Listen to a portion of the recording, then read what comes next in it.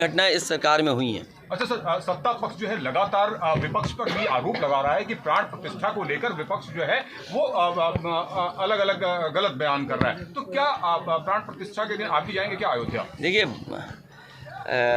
मैंने आप आधी अधूरी बात मत करिए।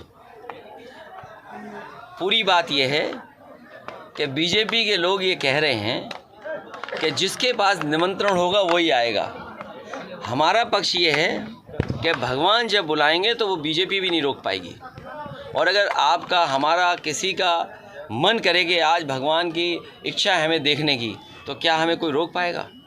सर एक आखिरी क्वेश्चन सर। तो ये सवाल ये है कि भारतीय जनता पार्टी कैसे तय कर सकती है किसको बुलाना है किसको नहीं बुलाना है। अच्छा सर, महादेव वाले घोटाले में तो इसका मतलब भगवान श्री राम जी की तरफ से नहीं है बुलावा, ये भारतीय जनता पार्टी की तरफ से बुलावा है। जी, एजुकेशन तो भगवान तो आपको रात को आते दर्शक में युवा नेता है और एजुकेटेड भी है, खासकर देखा जाए। लेकिन जो एजुकेशन की बात होनी चाहिए इस यूपी में, जो चूंकि इस समय इलेक्शन आने वाले हैं, आज तक कब तक बोलेगा झूठ? सर भगवान राम के अच्छा सर, सीए की बात अगर हम करें तो लोकसभा चुनाव के पहले ये माना जा रहा है कि नोटिफिकेशन आ सकता है, तो विपक्ष जो है सीए को लेकर कैसे देखता है? कल क्या होगा, हमारा स्टैंड वही है जो पहले दिन था। सवाल ये है कि चीन आपके घर में घुस रहा है और चीन के सीमा पर आपके जो मेमोरियल बना था, जो 1962 में जिन जवानों ने, जिन लोगों ने शहीद होकर के भारत की सीमाओं की रक्षा की थी, क्या उस मेमोरियल को नहीं तोड़ दिया गया? चीन की फ़ौज क्या आपके भारत के अंदर नहीं आ गई? इसका सवाल का जवाब है किसी के पास? आप सीमाएं की सुरक्षा नहीं कर पा रहे हैं, आप सीए लाना चाहते हैं, आप अपने जवानों की रक्षा नहीं कर पा रहे हैं और सरकार की गलती और कमी की वजह से सिविलियंस की जान जा रही है, तो कितना अविश्वास आपके प्रति पैदा हो रहा है? तो ये बड़े सवाल हैं, इसलिए आप उलझे मत। वही महंगाई, वही बेरोजगारी और जो सपना दिखाया था कि किसानों की आय दोगुनी हो जाएगी, बलिया के किसानों की क्या आय दोगुनी हो गई? क्या यहाँ का नौजवान पक्की नौकरी पा रहा है? पक्का परिवार के लोगों से मिलने जाना पड़े। 3 लोग सिविलियंस मारे गए थे, 8 घायल, शहीद किया नहीं गए रक्षा मंत्री जी। बीजेपी के नेतृत्व जो शहीद हुए उनके घर नहीं गए, वहाँ गए जो सिविलियंस मारे गए थे। सरकार की कमी या उस समय जो फैसले लिए उसकी कमी, लेकिन अग्निवीर जैसी व्यवस्था से कभी भी देश की सुरक्षा उतनी मजबूती से नहीं हो सकती है जितनी मजबूती से होनी चाहिए। तो सीमाओं का सवाल है, बेरोजगारी का सवाल है, महंगाई का सवाल है, और जो बड़े बड़े सपने दिखाए थे इन्वेस्टमेंट मीट के, आपके बलिया में चुनाव आ गया है तो हो सकता है सपना दिखा रहे हों लेकिन ज़मीन पर कुछ नहीं पहुंचा होगा। अगर 40 लाख करोड़ का इन्वेस्टमेंट का सपना देखा है और मुख्यमंत्री जी ने विधानसभा में कहा हो, तो क्या बलिया का हिस्सा नहीं रहा होगा, या गाजीपुर का हिस्सा नहीं रहा होगा, या आपके बगल का जिला देवरिया उसका हिस्सा नहीं रहा होगा? आखिरकार 40 लाख करोड़ में ये आखिरी के हमारे पुणे मिल गई। इसलिए आप हर बात को समझते हैं। धर्म राजनीति का हिस्सा नहीं हो सकता। भारतीय जनता पार्टी को आय दोगुनी हुई कि नहीं हुई, किसान को नौकरी रोजगार मिला कि नहीं मिला, उन सवालों का जवाब देना पड़ेगा, और उन सवालों का जवाब नहीं है, इसीलिए भारतीय जनता पार्टी धर्म के पीछे छिप जाती है। अच्छा अध्यक्ष जी, आप इंडिया गठबंधन के प्रमुख घटक हैं और उत्तर प्रदेश के मुख्यमंत्री रहे हैं, सबसे बड़े राज्य के आप सबसे बड़े नेता। आप 40 सीट 48 सीट वाले लोकसभा क्षेत्र के लोग जो है मांग कर रहे हैं कि इनको प्रधानमंत्री बनाया जाए, इनको सब मांग, और 80 सीट वाले होने के बाद भी जब प्रधानमंत्री बनने की बात आती है या संसद बनने की बात आती है तो आप जो है शांत हो जाते हैं, कुछ बोलते नहीं। मुझे अपने इस पत्रकार का धन्यवाद देना चाहिए। हमारे लिए मुख्य है कि बीजेपी हारे, सवाल ये नहीं कि कौन किस पद पर बैठेगा।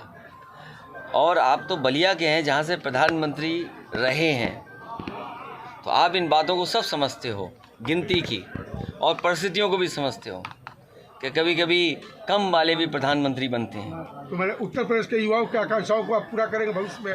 प्रधानमंत्री अगर बनने की स्थिति आती है तो हमारा जो सपना रहा है, देखिए जो सपना समाजवादियों का रहा वो ये रहा कि पूर्वांचल का इलाका खुशहाली से जुड़ जाए। इसीलिए ये जो सड़क आपको पूर्वांचल की दी थी वो किसी के मांगने पर नहीं दी थी।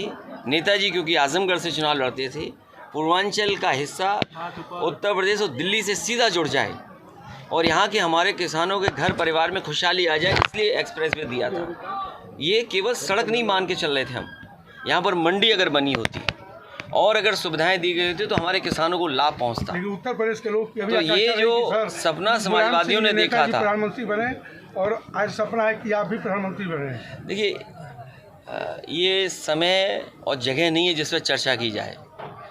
कभी दोबारा बलिया आएंगे हम लोग। अच्छा सर, मेरठ में एक किसान ने आत्महत्या करने की कोशिश की है, पेट्रोल डालकर जो है आग लगाने की कोशिश की है, क्योंकि वन विभाग उसकी जमीन पर कुछ करने जा रहा था। क्या कहना चाहेंगे सर, किसानों की क्या स्थिति है प्रदेश के अंदर? बीजेपी के लोग ज़ीरो टॉलरेंस कहते हैं करप्शन के लिए। ये ज़ीरो टॉलरेंस उनका ज़ीरो हो गया है और जब एसडीएम और अधिकारियों के कार्यालय न्याय नहीं दे रहे हैं तो मजबूरी में उसको आत्महत्या का रास्ता अपनाना पड़ा। अगर कोई दोषी है उसके लिए तो वो भारतीय जनता पार्टी की सरकार के लोगों, और केवल मेरठ में एक किसान की आत्महत्या का सवाल नहीं है, उसके साथ साथ एक दलित और पिछड़े वर्ग के लोगों की किस तरह पिटाई की गई, एक बहुजन समाज के सभासद की किस तरह मंत्री ने और विधायक ने पिटाई की। बताओ क्या कार्रवाई की इस सरकार ने? जो हमेशा बुलडोजर उसी की जगह है, उसी के तहत न्याय मिले। अच्छा सर, महादेव वाले वाले मामले में भूपेश बघेल के खिलाफ जो है चार्जशीट हुआ है, क्या कहेंगे? आप क्या बातें कर रहे हो? आपको सब पता है। अच्छा, बलिया से बेहतर कौन जानता होगा? यहाँ के पत्रकार साथियों को लड़ना पड़ा था, इसमें हो सकता कोई हो, सभी लोग आपको कितना लड़ना पड़ा और सच के लिए लड़ना पड़ा, और क्योंकि आप सच्चे थे इसलिए आपको न्याय मिला। ये बात सहमत है ना आप? तो ये बीजेपी के लोग किसी को भी फंसा सकते हैं। जब आपको नहीं छोड़ रहे हैं तो किसी भी लीडर को कहीं भी फंसाया जा सकता है। अरे ऐसो आप रख लीजिए अपना, तो क्या करेगा ऐसो आपका? अच्छा सर, अंत में सिर्फ एक सवाल, जिस तरीके से लोकसभा चुनाव नजदीक आ रहा है, स्वामी प्रसाद मौर्य लगातार विवादित बयान देते हैं। कई बार आप उनका समर्थन करते हैं, कई बार आप उनको नसीहत भी देते दिखाई दिए। तो क्या स्वामी प्रसाद मौर्य के सनातन और हिंदू धर्म को लेकर बयानों से समाजवादी पार्टी को फायदा होगा या नुकसान होगा? देखिए, सवाल फ़ायदा और नुकसान का नहीं है। कुछ चीज़ें बहुत पुरानी हैं, उनको कुरेदना नहीं चाहिए। और फिर सज़ा की बात हो तो आपको याद होगा डिप्टी सीएम जो उत्तर प्रदेश के थे, उन्होंने टेस्ट ट्यूब के बेबी किसको कहा था? टेस्ट ट्यूब बेबी किसको कहा था? इसी तरह एक और नेता थे, उन्होंने क्या भाषा इस्तेमाल की थी भगवान के बारे में?